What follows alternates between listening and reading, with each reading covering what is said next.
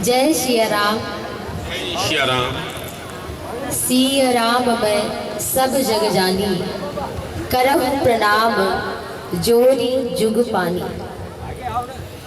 यहाँ पर उपस्थित आए हुए सभी साधकों को, सभी वर पक्ष कन्या पक्ष महानुभावों को, वर वधू को, सभी को हमारा सादर प्रणाम। दुर्गा मंदिर कल्याण मंडप सेवा समिति में आप सभी उपस्थित हैं और हम सभी उपस्थित हैं विवाह में। वैसे तो हम सभी एक ही कन्या एक ही वर के विवाह में उपस्थित हो पाते हैं।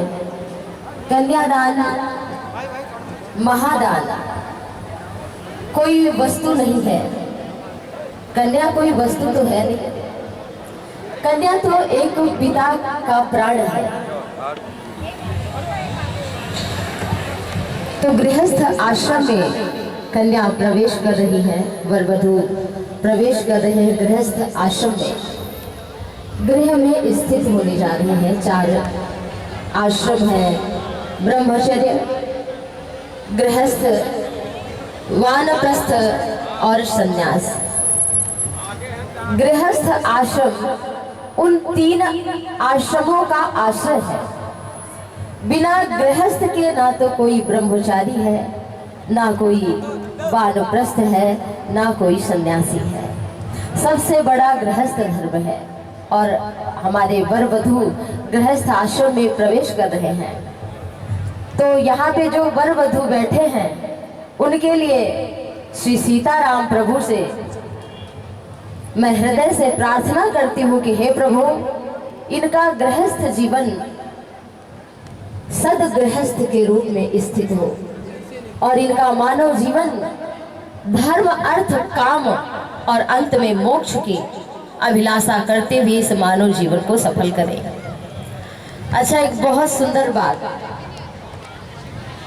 नारी और पुरुष के लिए हमारे सनातन धर्म में कहा गया है पति परमेश्वर। पति परमेश्वर, हर कोई पुरुष ये कहता है कि नारी को अपने पति को परमेश्वर समझना चाहिए। तो परमेश्वर जो यहाँ पर उपस्थित है उनको ये समझना आखिर परमेश्वर है कौन, करता क्या है। परमेश्वर, पति परमेश्वर, परमेश्वर कभी अपने आश्रय को दुख नहीं देता। जो उसकी धर्म पत्नी है, जो धर्म मार्ग पर चलाने वाली है, पुरुष का कर्तव्य बनता है कि अपनी पत्नी को, क्योंकि वो परमेश्वर है और परमेश्वर की जो दिन रात सेवा करे उसको कभी दुख नहीं देना चाहिए। तो पति को सम्मान चाहिए, सभी जानते हैं। जो यहाँ पर वधुएं बैठी हैं उनसे हमारी, जो भी यहाँ पर नारी समुदाय है उन सबसे हमारी विनती है कि अपने पति को तुम शब्द से संबोधित ना करें। और जो करती हैं वो इस वाक्य, देखो तुम तो ठीक है लेकिन पति के लिए नहीं ठीक। जहाँ से अपने से सम्माननीय है कोई, उसको तुम शब्द से संबोधित नहीं करना चाहिए। तो पति को तुम ना करें और पति अपनी पत्नी को प्रेम दे और नारी अपने पति को सम्मान दे। क्योंकि यहाँ तो अभी 2 मिनट का सब माहौल दिख रहा है, फिर तो वहाँ जाकर क्या होना है, कैसे गृहस्थ जीवन चलाना है, ये सब आप सबको देखना पड़ेगा। तो थोड़ा सा ऊंचा नीचा होता ही रहता है और हानि लाभ, सुख दुख, जीवन मृत्यु, ये सभी बिना उसके विलोम के जीवन है ही नहीं। तो इन सब चीज़ों को मैनेज करने के लिए, बैलेंस में लाने के लिए करना क्या है। दुर्गा मंदिर सेवा समिति, धर्म जागरण सेवा समिति जो है, यहाँ पर नित्य सत्संग होता है, भगवान की कथाएं होती हैं। तो गृहस्थ जीवन में तो इतना गृह कार्य नाना जंजाला और ते अति दुर्गम शैल विशाला। देखो जहाँ पर बढ़िया हाईवे है वहाँ तो गाड़ी बढ़िया से ले जाओ, कोई टेंशन नहीं, आराम से ले जाओ। लेकिन जहाँ ट्रैफिक हो, चौराहा हो, वहाँ से गाड़ी बढ़िया ले जाए और फिर किसी से लड़ाई झगड़ा ना हो, जरा सा किसी के गाड़ी में हमारी गाड़ी छू जाए, फिर तो हम मुस्कुराते हुए चले जाएं, ऐसा होना संभव है?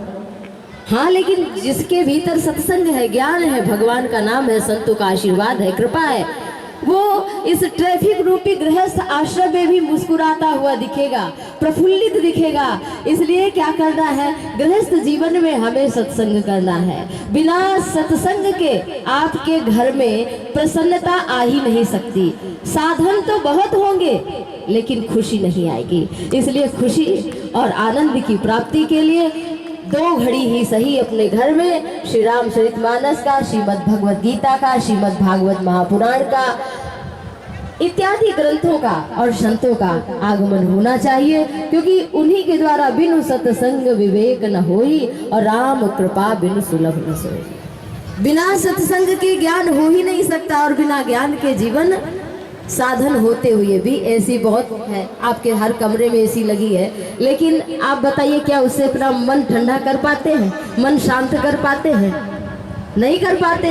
तो इस मन की गर्मी को शांत करने के लिए सत्संग करना होगा, विवेक जागृत करना होगा, और बिनु सत्संग विवेक न होई, राम कृपा बिनु सुलभ न सोई। मन कर्म वचन छाड़ी चतुराई, भजत कृपा करि है रघुराई। मन कर्म और वाणी से चतुराई छोड़ करके कुछ समय वर वधू अपने घर में सत्संग जरूर करें। सायंकाल जो भी समय मिले 2 मिनट, जैसे हर काम करें। यहाँ पर जो वधू और वर बैठे हैं, करदम ऋषि और देवहूति की तपस्या, विवाह के पश्चात उन्होंने ज्ञान प्राप्त किया, तब गृहस्थ जीवन को प्रारंभ किया, तब उनकी संतानें हुई। क्योंकि गृहस्थ जीवन में जब प्रवेश करेंगे तो संतान होगी, लेकिन संतान फिर ऐसी हो जाएगी जो माता पिता को दुख देगी। तो ऐसी संतान किसी को नहीं चाहिए। हर कोई पुत्र पुत्री ऐसे चाहता है कि जिससे उसे सेवा मिले, सुख मिले, शांति मिले। तो उसके लिए सत्संग करे। और गृहस्थ जीवन में वर वधू विवाह हो रहा है। अच्छा, विवाह में आह नहीं, विवाह, वाह वाह हो, आपका जीवन वाह वाह में बना रहे। तो हमें तो यही लगता है कि आप माता दुर्गा की शरण में हैं और वो आपका कल्याण करें, कल्याण कर रही है। जो पर यहाँ पे वर वधू हैं, उन सब का कल्याण हो, उन सब की बुद्धि में क्षमता हो, प्रेम हो, ज्ञान हो, एक दूसरे के लिए समर्पण हो। देखिए, भगवान शिव और माता पार्वती की कथा रामचरितमानस में है कि एक बार की बात है, भगवान शिव बैठे थे, माता पार्वती आई। तो वैसे तो आसन पति को पत्नी को ही देना चाहिए, लेकिन भगवान शंकर ने, आप पढ़ेंगे तो स्वयं ही आसन बिछाया और पार्वती को बैठाया। तो कभी ऐसी जरूरत हो, पत्नी की भी सेवा कर देनी चाहिए। सेवा से ही, प्रेम से ही रिश्ते संबंध मधुर होते हैं। और मधुरता, आकर्षण केवल कुछ क्षण, कुछ पल का होता है, लेकिन जहाँ समर्पण है, जहाँ सेवा है, जहाँ प्रेम है, वहाँ पर आपके रिश्ते में कभी भी कटुता नहीं आएगी। तो इन्हीं 3 चीजों को, प्रेम, सेवा और समर्पण को लेकर अपने गृहस्थ जीवन में प्रवेश करिए और ईश्वर आप सभी का मंगल और कल्याण करें। इसी शुभकामना के साथ एक बार फिर से सभी को हमारा जय सिया राम।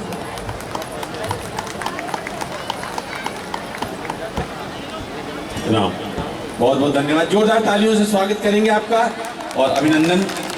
आपने बहुत ही संक्षिप्त शब्दों में एक कन्या को और एक वर और वधू को कैसा अपना दाम्पत्य जीवन बिताना चाहिए, उसके लिए हम लोगों को शिक्षा दी। अब हम लोग 5 और करते हैं, उसके बाद फिर आपको एक आशीर्वाद गीत सुनाया जाएगा। तो अब हमारे आगे के कार्यक्रम में 16 नंबर जोड़े पर हैं